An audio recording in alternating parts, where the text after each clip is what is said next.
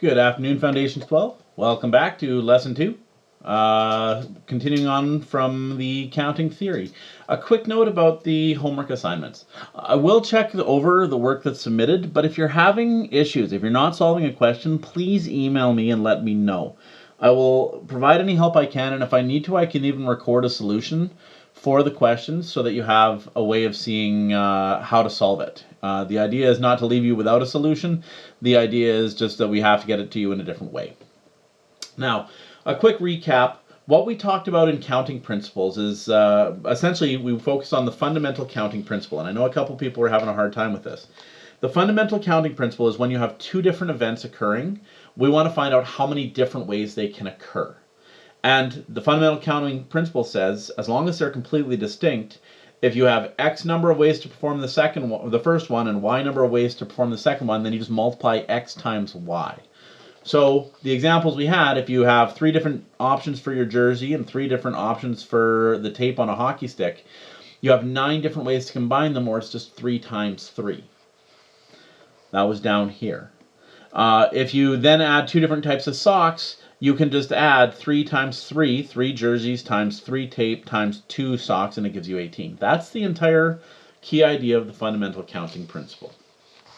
Now, we're expanding beyond that, and today we're going to go into what's called permutations and factorial notation. So, permutations is just an arrangement of distinguishable objects. The key feature there is, as you can probably guess, that they have to be distinguishable. And what this is saying is order matters. If you have 2 objects that you can tell are different from one another, if A comes before B, it is a different result than if B comes before A. Or, for example, if Eric's in a lineup with Karen, it's a different lineup than if Karen is in the lineup with Eric, or in front of Eric. So, order matters is the key thing for permutations. Now, factorial notation is because math people are lazy.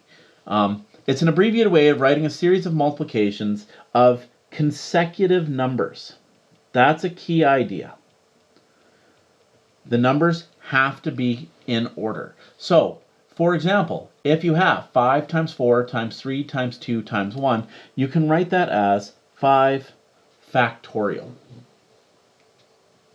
Now, to give an example of permutations, normally what I would do in the classroom is I would pick 3 students and I'd have them start forming different lineups. Because there's privacy issues, because I'm going to be putting this online, I can't necessarily use class names. So I happen to know that we have a student whose name begins with an A, 2 actually. We have 1 student whose name begins with a C, and we have at least 2 whose name begins with a C. So those were the people I was going to pick if I did this in the classroom, because it works out to A, B, and C, and it's just convenient for me. Unfortunately, I don't get the opportunity to do that. Now, if I took A, B, and C, and I said, go line up, and I started writing down all the different lineups, well, you can form a lineup where A comes before B comes before C. That's one lineup. But you could also have A line up before C, line up before B. You could also have a lineup where B comes before A and C. You could have a lineup where B comes before C comes before A. And you can have a lineup where C comes before A and B, or C comes before B comes before A. This is all the possible different lineups that they could form. So these are what we call permutations. It's the same 3 people, no matter which lineup you look at, but it's a different lineup. That's a permutation. And there are 6 outcomes with 3 people.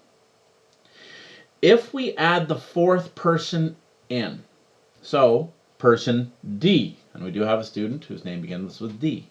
If we add in student D, then all of a sudden we have a whole different set of lineups. We can have lineup A, B, C, D, stick them at the end, but maybe they cut in front of person C and you get A, B, D, C. Maybe we get A, C, B, D and A, C, D, B. 2 more lineups. Maybe we get A, D, B, C and A, D, C, B. So keeping person A in front, now there's 6 lineups just with person A in front. We could also put person B in front, which gives us BACD, BADC. You could put BCAD, sorry, let me clean up my writing there. BCDA, BDAC, or BDCA. 6 possible lineups with person B in front. We could put person C in front, in which case we get CABD and CADB. We could do CBAD or CBDA. Or we could do CDAB and CDBA. 6 more possible lineups, assuming person C is in front. And lastly, if we could put person D in front, we have DABC, DACB, DBAC, DBCA, DCAB, and DCBA. And again, 6 more possible outcomes. Or you could say that there's 6 groups of 4. 4 groups of 6. Which gives us 24 outcomes. Okay. So with 3 people, there are 6 permutations. With 4 people, there's 24 permutations. Different ways to arrange them. So let's use the fundamental counting principle to solve the same lineups of 3 and 4 people. So first, let's do 3 people. When there's 3 people, by the fundamental counting principle, that first position in our line, you have 3 choices. The second position in line, 1 person's already taken, so there's only 2 choices left. And for that final position in line, it's the last person. It's the only person who's not already in the line. So the fundamental counting principle says, okay, well, let's just multiply those together. 3 times 2 times 1 gives us 6 outcomes, or 6 permutations. If we have 4 people, then the fundamental counting principle says, for that first position, there are 4 possible choices. 1 person goes there, so there's only 3 to fill the second position. There's only 2 to fill the next position and 1 to fill the last position, which gives us, if we multiply it together, fundamental counting principle says just multiply it all together, that gives us 24 outcomes, or 24 lineups. So that's the idea of permutations. And here's where it becomes super, super strong. If you take a look, what you want to note is that when we're using unique objects, right? Person A is different from person B, is different from person C. There's no twins here. Then all we're doing is we're multiplying consecutively decreasing numbers.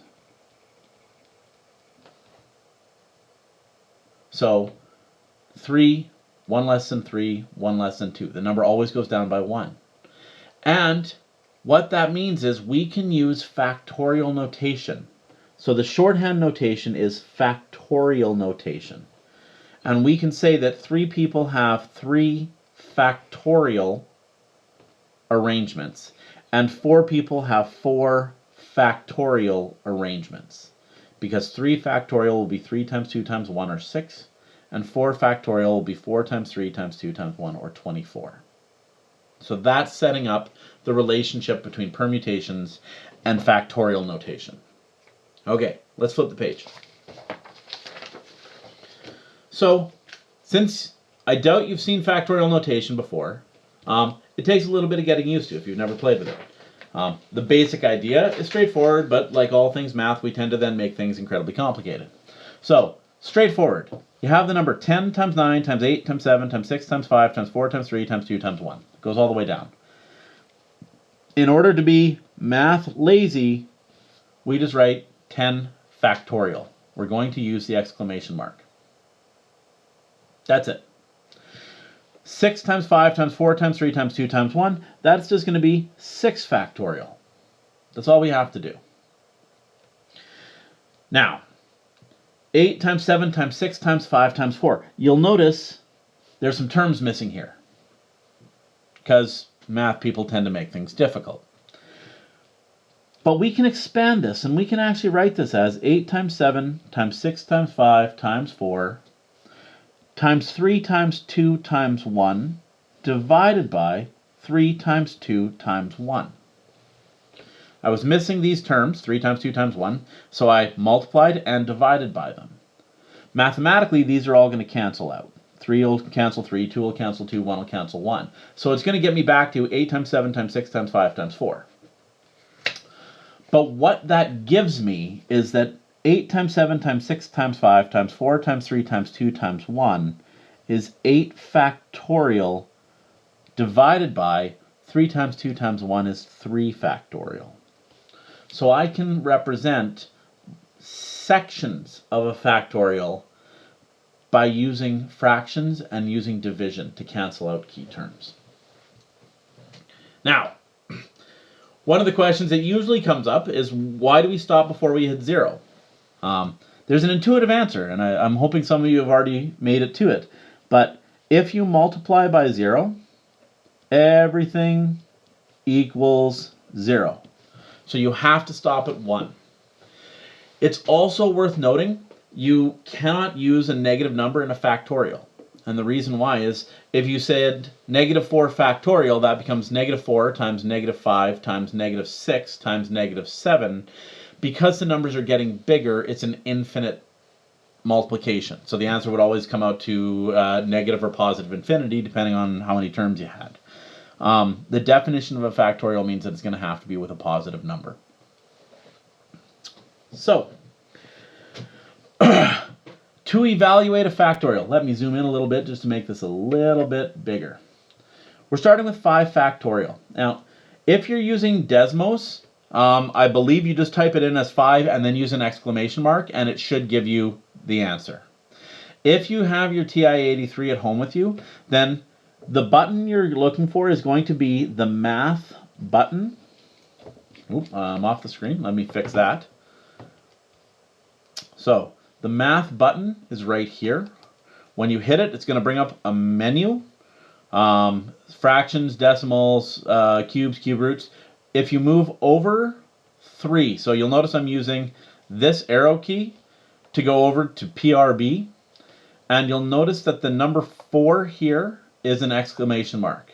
So, if I type in the number 5, let me move that, I hit the math button, I use the arrows to get over to PRB right here, and I'm going to use the number 4. So you can scroll down, or you can just type in the number 4 here. The calculator is going to give me 5 factorial. You hit 5 factorial, where's my delete key? Delete. And that gives us 120. So, on the calculator, that's 120. If you're doing it by hand, you type in 5 times 4 times 3 times 2 times 1, and you'll see 5 times 4 times 3 times 2 times 1 is going to give you 120. It gives you the same answer. Okay. Where this is handy, knowing how to do this on the calculator, Desmos is beautiful for this as well if you're using the online calculator. This one, you can type it in as 9 math factorial divided by 6 math factorial. 9 factorial divides 6 factorial, and that's going to be 504. If you write this out, this becomes 9 times 8 times 7 times 6. Now, I'm going to cheat on my notation a little bit. 9 times 8 times 7 times 6 factorial, because times 6 times 5 times 4 times 3 times 2 times 1 is 6 factorial. I can actually just write out 3 terms and then cancel out the 6 factorials. So I can cancel here, and that just becomes 9 times 8 times 7. And 9 times 8 times 7, if you type it in, is going to be 504. This is a handy little trick for shortening your calculations, because otherwise some of these calculations just get gross.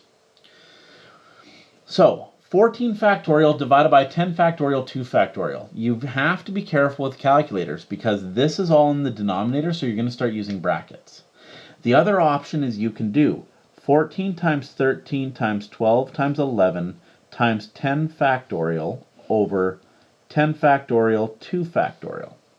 Okay, I didn't change the denominator, but I took the numerator and I expanded it until I got down to 10 factorial. Because then I can cancel out 10 factorial. So now I have 14 times 13 times 12 times 11 divided by 2 factorial. 2 factorial is 2 times 1. So I can even cancel here if I wanted to. 14 is divisible by 2, it's 7. So this becomes 7 times 13 times 12 times 11. And if I type that in, that's going to be 12,012. I'm just noticing, sorry, I didn't actually finish this. 9 times 8 times 7 should be 504. Now, if you're doing this on the calculator, you can do this, but what you have to watch out for is you're going to do 14 math factorial divided by, now you have to put the bracket in, because you're going to do 10 math factorial times 2 math factorial, close your brackets. Okay, this will make sure that the 2 factorial your calculator processes, that it's part of the denominator over here. And you hit that, and that works out to your 12,012 as well. Same thing with Desmos. Watch that you get the brackets in place. Desmos is a little cleaner with the brackets, but you might take a little bit of tweaking to get completely comfortable with it.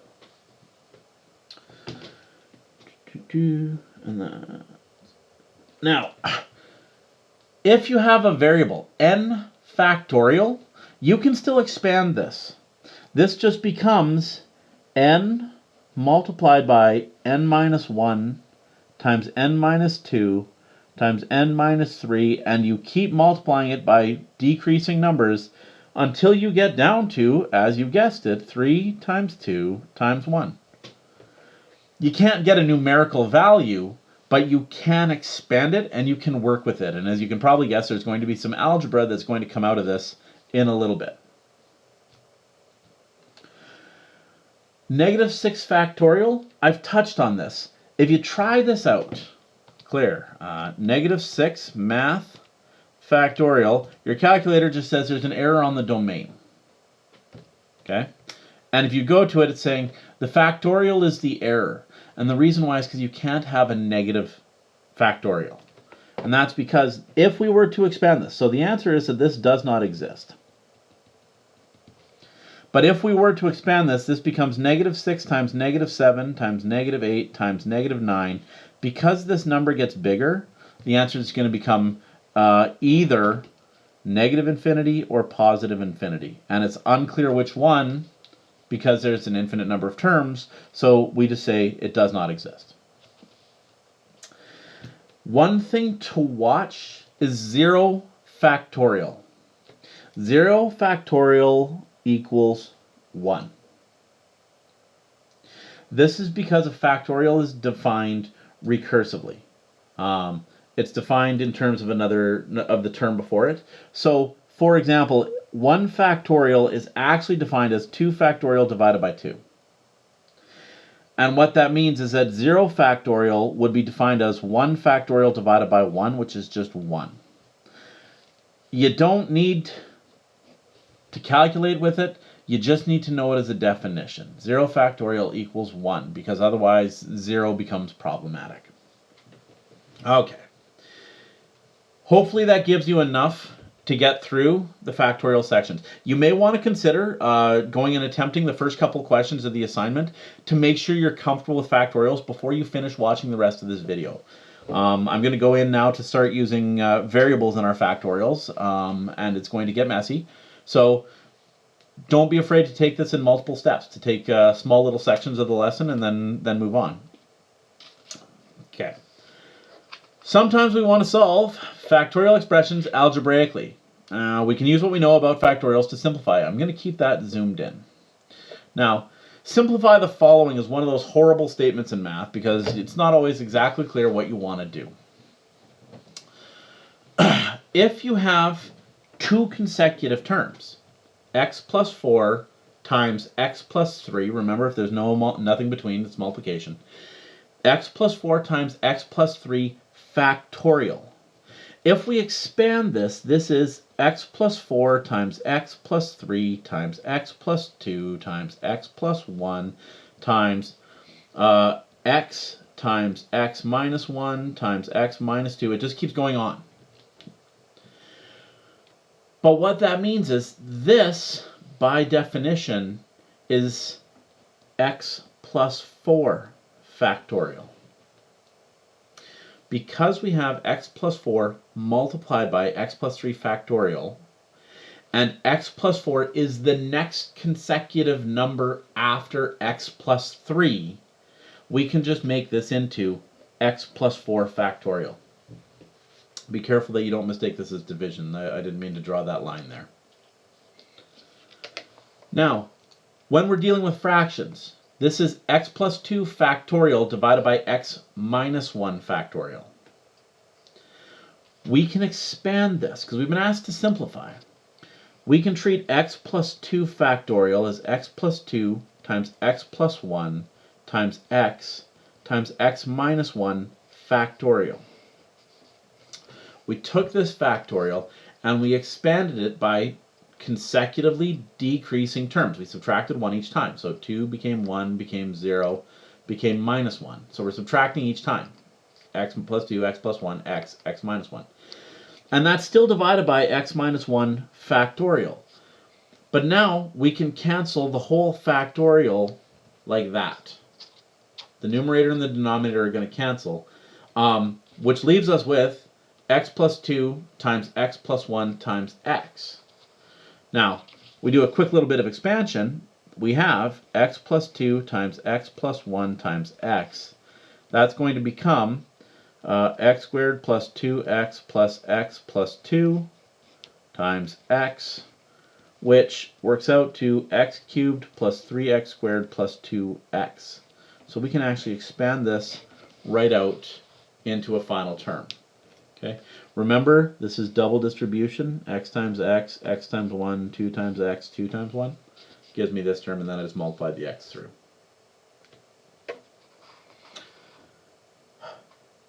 Make sure you're comfortable with that before you try to proceed on to the next one.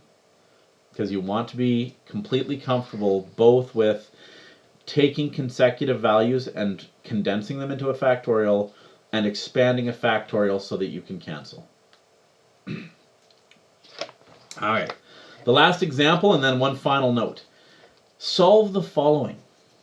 When you're asked to solve the following, it's saying calculate what n equals to. So we need to find a way to get rid of one of these factorials. And we're going to do that by expanding exactly as we just did in the last example. So I'm going to take my n factorial, and I'm going to subtract 1, and then I'm going to subtract 1 again. And I get n times n minus 1 times n minus 2 factorial. So I've expanded this into this. These match now. So I can cancel out my n minus 2 factorials. What that leaves me with is n multiplied by n minus 1 equals 42. This becomes n squared minus n equals 42. I just multiplied n into the brackets. If you see where this is going, fantastic. If not, get the 42 onto the other side. So we're going to subtract 42 off of both sides, and this is going to give us n squared minus n minus 42 equals 0. So I subtracted 42 from this side and 42 from this side, and I've gotten now a trinomial. And this is where you do the face palm and say, oh no, factoring. Because now we have to factor this. So we're going to look at the last term, what multiplies to negative 42 and adds to negative 1, the middle term. Okay? For trinomial factoring, what multiplies to this term and adds to this term. So, what two numbers multiply to negative 42 and add to negative 1? The answers are going to be negative 7 and positive 6. Negative 7 times 6 is going to be negative 42. Negative 7 plus 6 is negative 1. So we're going to break this into n minus 7 times n plus 6 equals 0. This is factoring. Hopefully that's not too stale, because it's been quite a while since you've done factoring. But if you need a quick review on factoring, let me know, and I can fire through a couple examples. But if you need to, look up factoring, because this is simple factoring. Now, the last stage of this is that if either of these brackets equals 0, because the two brackets are multiplied together, the whole thing equals 0. So we are going to solve this as n minus 7 equals 0, and we're going to solve this as n plus 6 equals 0. So far, so good. Solving this one, add 7 to both sides, we get that n equals positive 7. There's our first solution. For the second side, we're going to subtract 6 from both, and that's going to give us n minus 6, n equals minus 6, as our second solution. Okay? And before you say, okay, those are our answers, because we've solved for n, we can reject this one, because the technical explanation is it's outside the domain. But if you remember, if we go up to here, we said a negative factorial does not exist. So if we were to take n equals negative 6, then technically we have negative 6 factorial, which does not exist. So we say it's outside the domain, but what it is this would work out to the factorial of a negative number. So this is not a solution. So for our answer, we would say that n is equal to positive 7. That's our only answer. And you can check this. Where's the question? Right there. You can check this now because you have an answer. This should work out to 7 factorial divided by 7 minus 2 should be 5 factorial. And we get our answer of 42, which is exactly what the answer, we get our answer of 42, which is exactly what the question said we should get. Okay, don't worry, I'm almost done. One last note. This is the most common error I see when people start doing factorials. When it starts with a positive, x plus 2, people have no problem going x plus 2, x plus 1, x, and bringing it down. But when it's an x minus, or n minus, people get in the habit that this number is decreasing. So the most common error I will see will be n minus 2 multiplied by n minus 1. And this is wrong. Because in order to get from n minus 2 to n minus 1, you have to add 1. And the definition of a factorial is decreasing. So n minus 2 factorial will actually be n minus 2 times n minus 3 factorial, or n minus 4, not n minus 1. Just be very careful when you deal with this, because there will be questions that are going to trip people up. Hope that's not too long. Please, please, please, don't be afraid to take the video in chunks just to make sure you have a chance to process everything.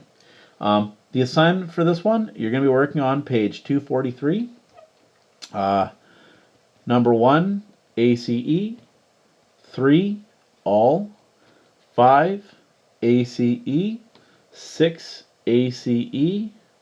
And you're going to get mad at this one, 7 to 15. It's going to give you good practice at this, but don't be afraid to go and do, for example, question 1 after you've done part of the notes, and then come back to the notes. Take your time with this, and if you have questions you cannot figure out, take a couple stabs at it, but if you're stuck at it, please, please, please email me. I will be glad to give more explanation, more details, more help. Otherwise, take care, stay healthy, stay safe, and I will chat at you soon.